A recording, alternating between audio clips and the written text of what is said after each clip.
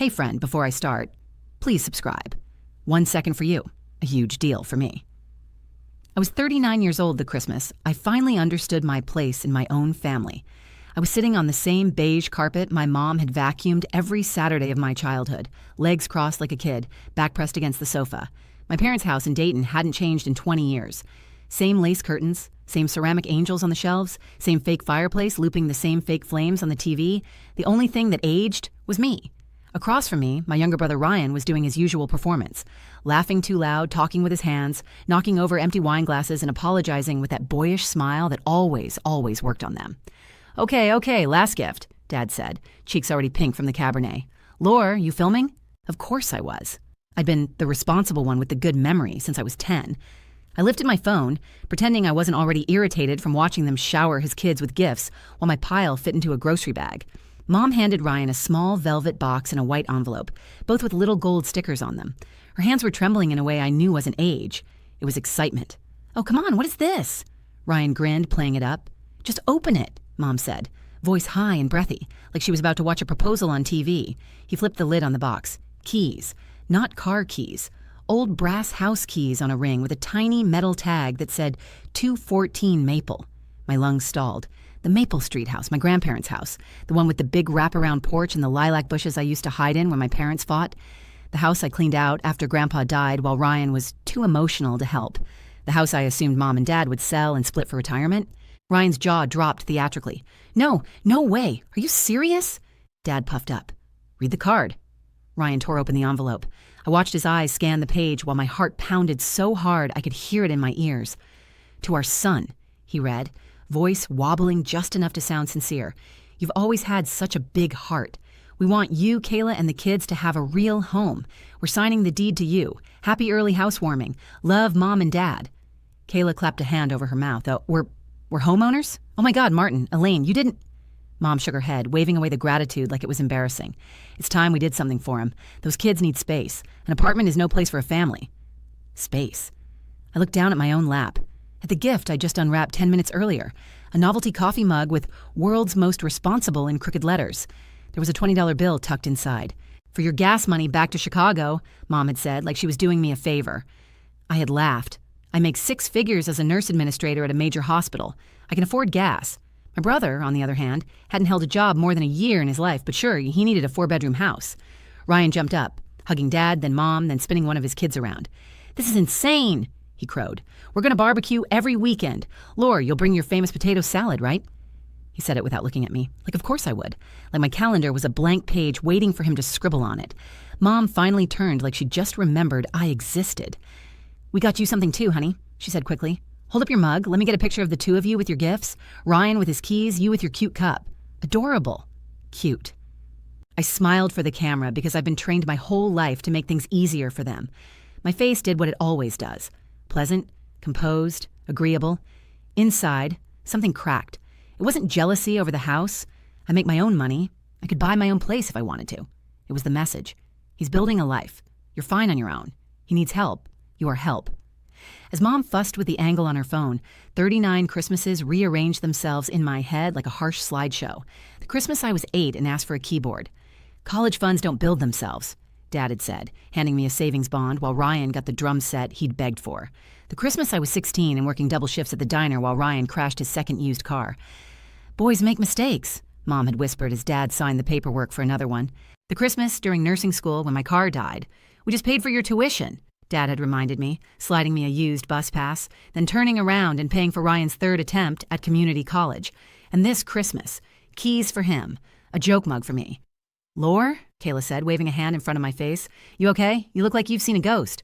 It's nothing, I said, voice too calm. Bathroom. I set the mug on the coffee table a little too carefully. Walked down the hallway past the wall of framed photos where Ryan's face appeared in half of them, and mine in the other half, usually holding him, supporting him, standing just out of focus. I didn't go to the bathroom. I went to my old bedroom. The floral bedspread, the high school trophies, the bookshelf with my name carved inside every spine. It was like a shrine to a girl who never existed. The good daughter. The one who never needed anything. I closed the door. Locked it. Sat on the edge of the bed and pressed my fingertips into my knees until the skin went white. The tears didn't come. My body skipped straight past crying into something colder. A clear, flat line. Oh, I thought. This is it. This is the moment I stop pretending this is normal. At 2:13 a.m., the house was quiet except for the hum of the furnace and Dad's faint snoring down the hall. I was dressed, my suitcase already in the trunk of my car, the mug wrapped in a dish towel in my bag for reasons I didn't understand yet. I walked through the dark kitchen, opened the drawer next to the sink, pulled out my house key, the one I'd carried since college. I set it on the counter next to the cookie jar. For a second, I imagined Mom's reaction in the morning. Overdramatic, ungrateful, selfish. Then I imagined something else. Driving back to Chicago, going to work, eating at my little thrifted kitchen table in my tiny apartment, and not waiting for their occasional crumbs of approval. I picked up my purse, took one last look at the magnets on the fridge, all Ryan's kids' drawings and soccer schedules and grades. None of my accomplishments. Not my nursing degree, not my promotions, not the plaque I got last month for leading a hospital unit through a brutal flu season. They had never even asked about the ceremony. They did call me, though, when they needed a ride or money or a last-minute babysitter. I stepped out into the cold. The air bit my face, sharp and clean. The sky over Dayton was black velvet sprinkled with stars you can't see in the city. As I backed out of the driveway, I glanced at the living room window. The curtains were closed. No one stirred. I'd always pictured leaving like a slow process. Turns out, sometimes it's just one turn of the ignition and you're gone. By the time I hit Indianapolis, the sun was starting to scratch at the edge of the horizon. My eyes burned from too much coffee and too little sleep. My Spotify playlist had looped 3 times. My phone buzzed on the passenger seat. Mom flashing across the screen. I let it ring out. Then Dad. Then Ryan. The texts followed. Where did you go? Lauren, this is ridiculous. Call us right now. Your mother is sick with worry. This is not how adults behave. I drove. Snow started to swirl somewhere outside Lafayette, little white spiders hitting the windshield and skittering away. My hands cramped on the steering wheel. At a rest stop, I finally texted one person. Not them, Mina. My best friend from nursing school. The only person who had ever seen my family up close and said, "That's not okay." I typed with shaking fingers. Me. Drove out of my parents' house at 2 a.m. on Christmas. Headed back to Chicago.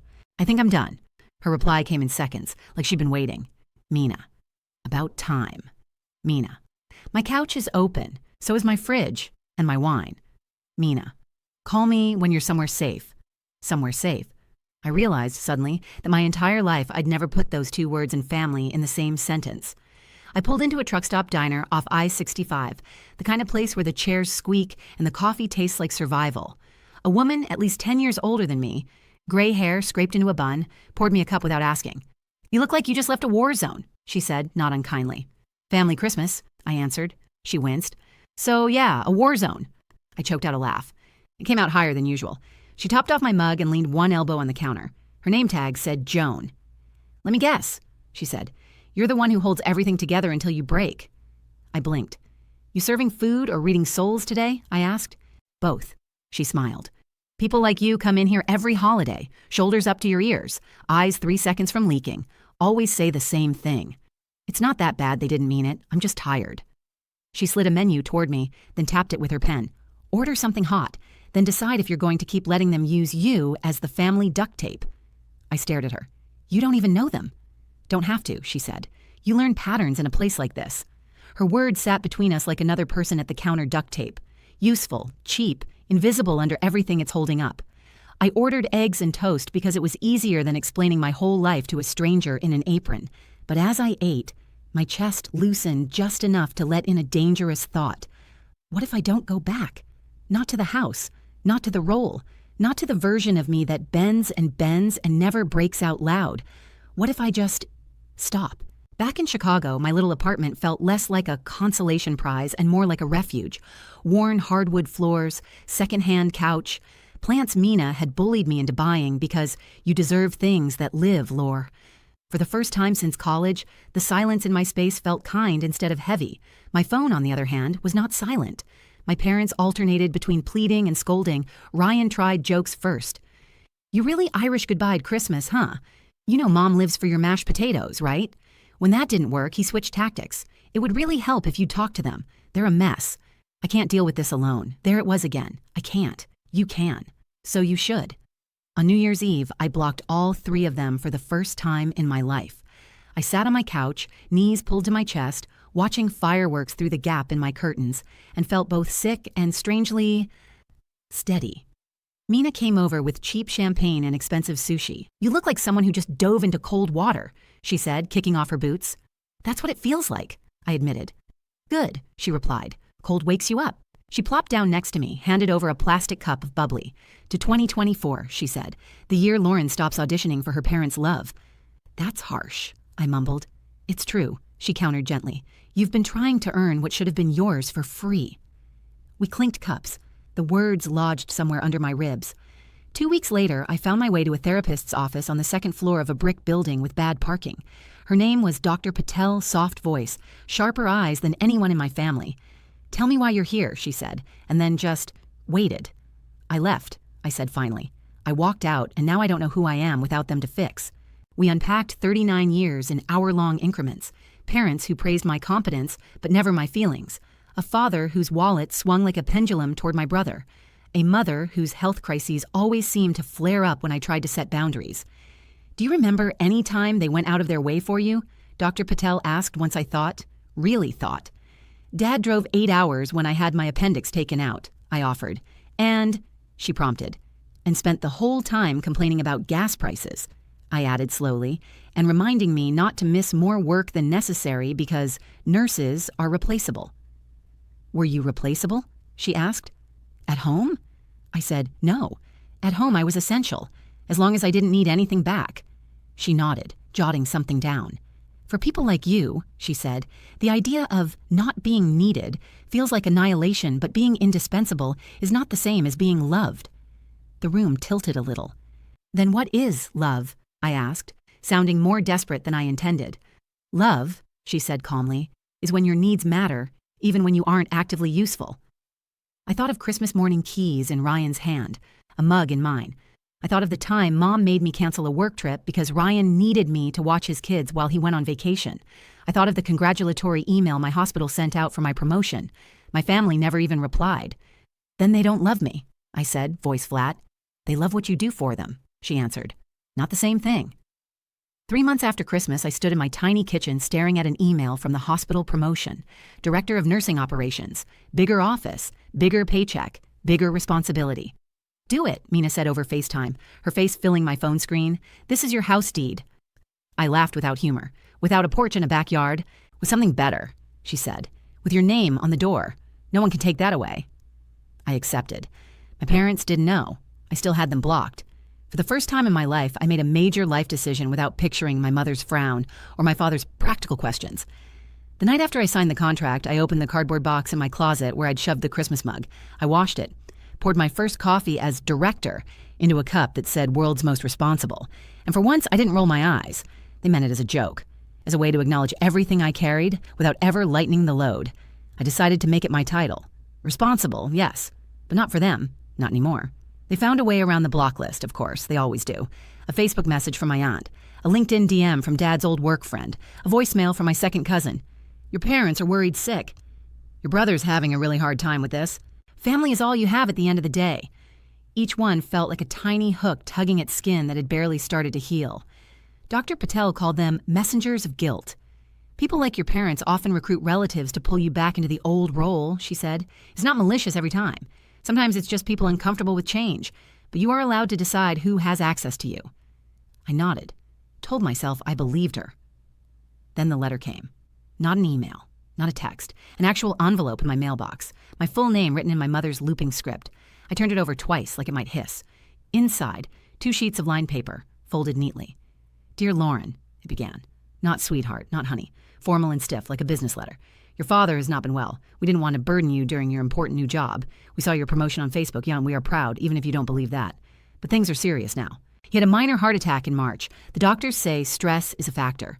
He worries about you constantly, about this estrangement. Ryan has his hands full with the kids and the Maple House repairs. I am not as young as I used to be. We need you, Lauren. We are a family. Families have disagreements, but they work through them. Your brother cannot do everything. You cannot stay away forever. We're all getting older. I hope you think about that. Love, Mom. I sat at my kitchen table, letters spread out, heart pounding. There it was, the emergency, the subtle blame. He's sick because you're gone. We need you. Ryan can't. You can. I closed my eyes. My first impulse was the same as always. Drive down, take over, coordinate medications, balance their checkbook. Fix, fix, fix. Then Dr. Patel's voice surfaced. Notice the pattern, she had said once. They present you with a crisis and a script. You've always read the script. What if you didn't? I opened my eyes, picked up a pen. Dear Mom, I'm sorry Dad is unwell. I truly am. I'm glad he is getting medical care. I'm not responsible for his heart or his stress, and I will not be guilted into taking that on. I have a demanding job and a full life here. I'm not cutting contact to punish you. I'm protecting myself from a pattern that has been hurting me for decades. If you and Dad are willing to attend family therapy with a neutral professional, not me, I'm willing to consider a visit. Until then, I wish you both health. Lauren. I read it twice. It sounded like someone older and braver than me. Then I put it in an envelope and mailed it. For the first time in my life, I set a condition instead of accepting one. The next time I saw my parents was not at their house. It was at my cousin Jenna's wedding, 9 months after I fled on Christmas night. The venue was an old library in downtown Columbus, all arched windows and dark wood and shelves of books they'd left for aesthetics. I flew in the morning of, checked into a hotel with crisp white sheets, and practiced breathing in the bathroom mirror like Dr. Patel had taught me. In through the nose, out through the mouth. Ground yourself.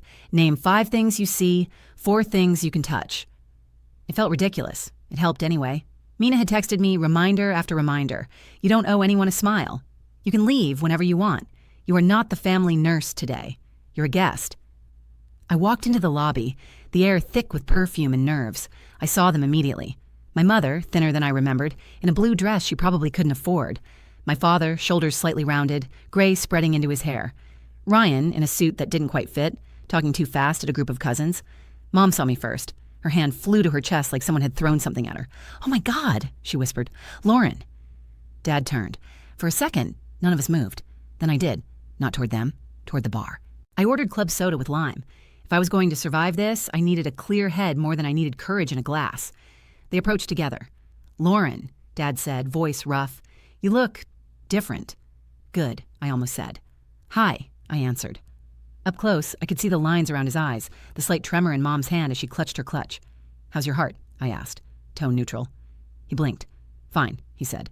"The doctors say I'm fine. I cut back on work and salt." He tried to laugh. "Good," I said. "I'm glad you're taking care of yourself." An awkward silence ballooned. Mom stepped in. "Why didn't you call when you got our letter?" she burst out. "We were so hurt. We thought you might surprise us at Easter. At least Mother's Day? Do you know what it's like to have a child ignore you?" "Yes," I said quietly. "I do." Her mouth opened, then closed. Ryan materialized on my right like he'd been waiting for the cue. "There she is," he said, pulling me into a quick hug I didn't return. "Our ghost." "Hi, Ryan," I said. "You really did it, huh?" He grinned, trying to keep things light. "New life, new job, short hair and everything. Look at you." I touched the bob I'd cut on a whim 6 months earlier. I hadn't realized it showed how much I'd changed. "Lauren," Mom said, recovering enough to slide back into her preferred role. "We're selling the house, you know? Too big now. Too many stairs. We wanted to talk to you about—" "No," I said. 3 heads snapped toward me. "No?" Dad repeated. "I'm not here to make decisions about your house, or your finances, or your medical care," I said calmly. "I am here to watch Jenna get married, eat cake, and go back to my hotel." Dad flushed. "We're just trying to involve you in family matters," he said, edge creeping into his voice.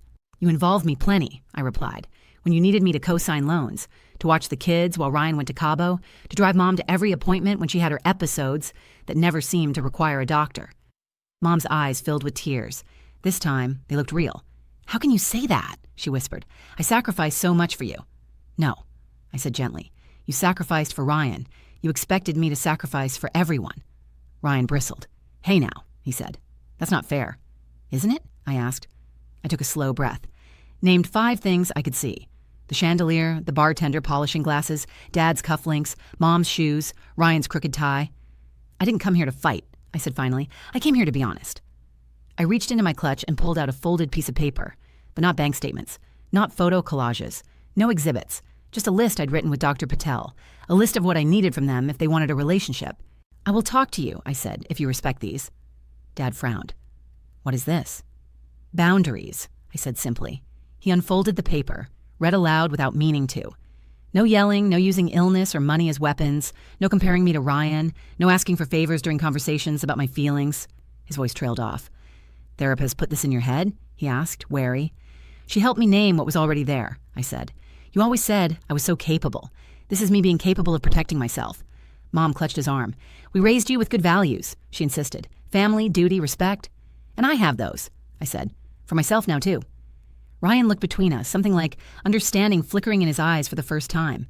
"So what?" he said slowly. "You're just Done? No, I answered. I'm done playing a part that hurts me. If you want to know me as I am now, you can. But not if it costs me my sanity. Silence. Somewhere in the next room, someone clinked a glass for a toast. 10 minutes until the ceremony, the wedding planner called. I picked up my club soda. I'm going to find my seat, I said. If you'd like to talk later without attacking or guilting me, I'll be at table 8. Then I turned and walked away. My legs shook. My hand left damp fingerprints on the glass. My heart felt like it might burst out of my chest. But my spine? For the first time in my life, it felt straight. A year after that wedding, on another December morning, I woke up to sunlight spilling across the hardwood floors of my Chicago condo.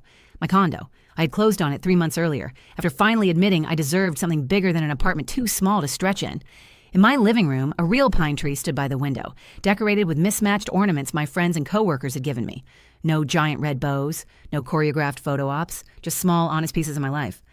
Mina snored softly on my couch under a blanket, having fallen asleep during our Christmas movie marathon after half a glass of wine. My boyfriend, a paramedic named Sam with tired eyes and kind hands, was in the kitchen, failing quietly at making pancakes. I padded in, wearing flannel pajamas I'd bought for myself with zero guilt. "You're burning them," I said. He jumped, then smiled sheepishly. "I was going for crispy," he said. "You know I'm better with stretchers than spatulas." I took the spatula from him. "We all have our gifts," I teased. On the counter, my phone buzzed. Group video call, Mom, Dad, Ryan. Once, that notification would have tightened my throat. Now, it just existed. We'd been in family therapy for 6 months. They had agreed, surprisingly, to meet with a counselor in Dayton while I met with Dr. Patel in Chicago. Once a month, we did a joint session on Zoom. It was messy. They stumbled. They backtracked. Dad defended. Mom cried. Ryan alternated between defensiveness and shame. But they showed up. And when they slipped, when Mom hinted that my distance was killing her, or Dad suggested I was overreacting, I held up a hand and said, "No, that's old pattern. Try again." Sometimes they did. Sometimes they hung up. But the difference now was brutal and simple. When they stepped over my lines, I stopped the conversation, and the world did not end. I answered the call. Mom's face appeared, framed by a kitchen I barely recognized, smaller. Not the old house. They'd moved into a condo after finally selling the one on Birchwood they'd insisted on keeping too long. "Hi, sweetheart," she said, tentative but warm. "Morning," I answered. Dad waved from the table. "We got your card," he said. "The picture of you in front of the building you helped design? That's something, Lore. Really something." It was the first time he'd complimented my work without immediately asking if I could transfer to a hospital closer to home. "Thanks," I said. "It felt good." Ryan popped into frame with a crying toddler on his hip. "Say hi to Aunt Lauren," he told her. "The one who actually reads your books all the way through on FaceTime." The little girl waved a chubby hand. "Aunt Lolo," she squealed.